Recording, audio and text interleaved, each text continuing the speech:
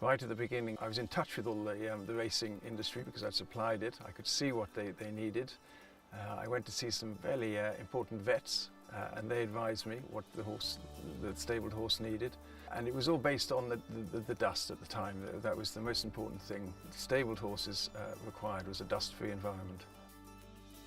We take a lot of dust out. We take everything below 1.8 millimeters out of our shavings, which isn't entirely necessary because the most important dust is the really small dust that gets to the bottom of the lungs. That's what does the damage to the horse. And certainly Scott Perry of the Royal Dick Veterinary College suggests that 4 microns is really the size. Anything below that is what's dangerous. Horses evolved from the plains. They had a nice clean atmosphere. When you put them into a stable, you've got a closed atmosphere where if there's any dust or spores from fungus, it'll stay there. And horses' lungs are very sensitive.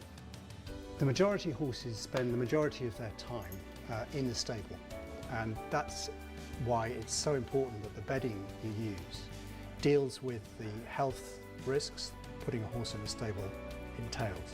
The most important problem is the damage that dust and spores can do. Bedding is now recognised as being one of the worst sources of dust and spores, which can seriously damage a horse's respiratory system. So Bedmax is dust-free for that reason. There's 2 reasons why the horse's lungs need no dust. One is when they're running fast and doing a lot of exercise, it'll make the difference between winning or not winning. And the other one is they get a number of diseases. One's called COPD.